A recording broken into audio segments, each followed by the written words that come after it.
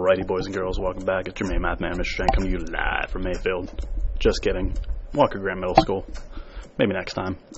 And this is on the back of those composite shapes, and we're still talking about perimeter. But again, we're talking about the perimeter of a circle, which is called the circumference. So again, that circumference, never fret, you are able to remember that is the perimeter of a circle. Alright, so let's try to figure out what we're going to do here. So let's find the circumference, or the perimeter of a circle, of the following circles, and it gives you two, and so we're going to do one at a time. So on the left, anytime you are given values, it's make sure you're saying, okay, what is the problem asking of me to do, and what is the problem giving me as well. So it gives me, this is going to be our diameter. Again, we let that as the label D. So now we can do our simple formula of circumference is equal to the diameter times pi. Again, you just use the value, and I can actually write that in the top left. I can say that, again, pi, for our case, is going to be 3.14. Maybe I can make a video that talks about pi. Even though it's past March, I look forward to Tau Day, which is a whole other story and a whole other world. So one thing at a time, let's work with pi as 3.14. So we're going to have circumference, plug in our values. Diameter is 4 inches. The pi is going to be 3.14. Multiply those carefully together. Again, using your wonderful keys. 3.14 times 4. Again, be careful. Make sure you're driving that calculator car carefully to get your values. So we're going to have our circumference is going to be equal to 12.56 inches. Alright. Again, if you need to pause, double check, triple check your answers, please do. Now, in this second problem, it gives us, however, radius. And we know that because it's from that center point, which I know it's not perfect. It doesn't have to be. As long as you know for sure that's the radius, we're good. Again, the formula for circumference using radius is going to be 2 times pi times the radius. Plug in your values for your variables, and so we have 2. Use parentheses to show that you're multiplying. So 2 times 3.14 times our radius, which is 2.7.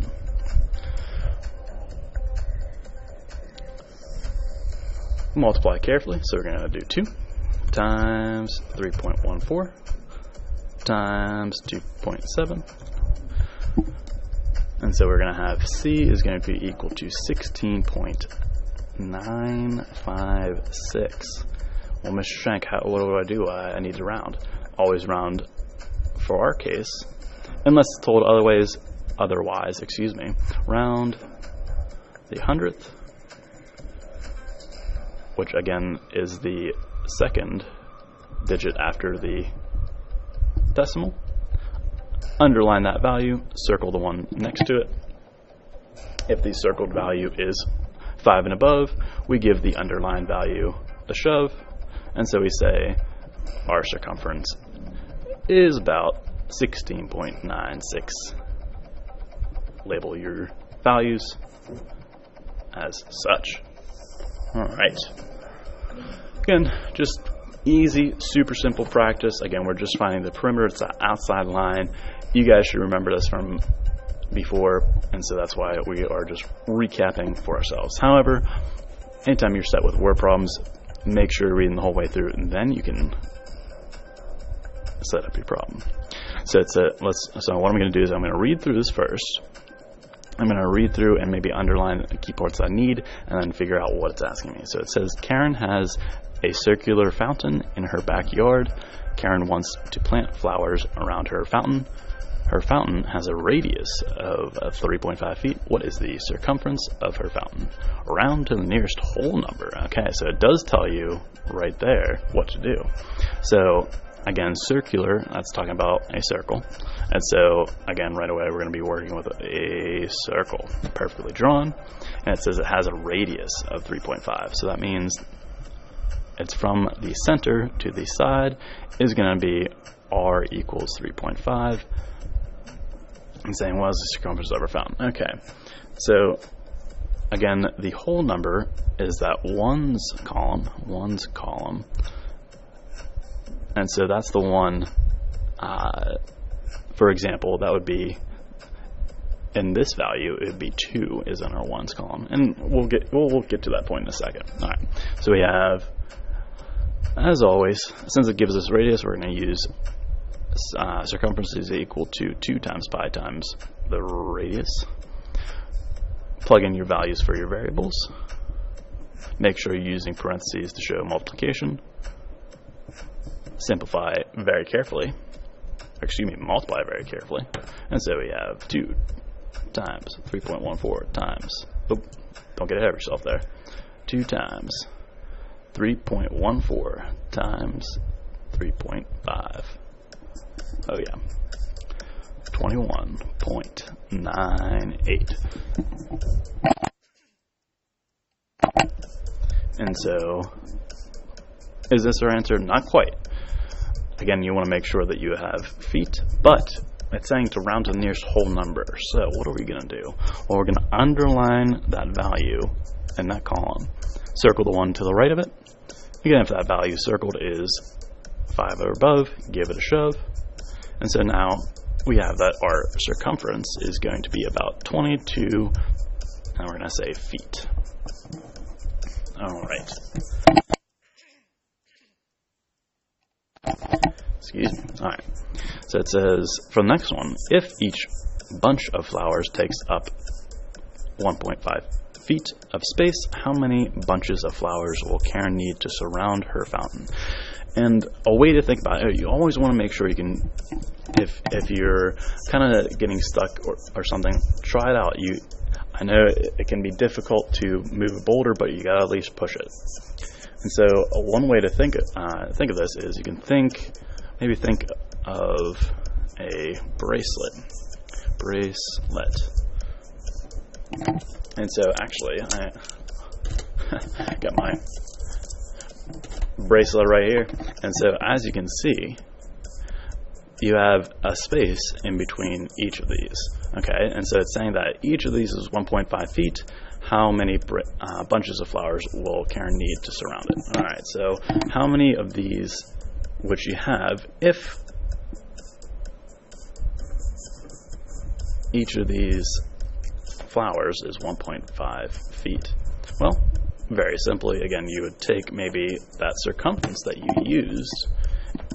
So we have our circumference.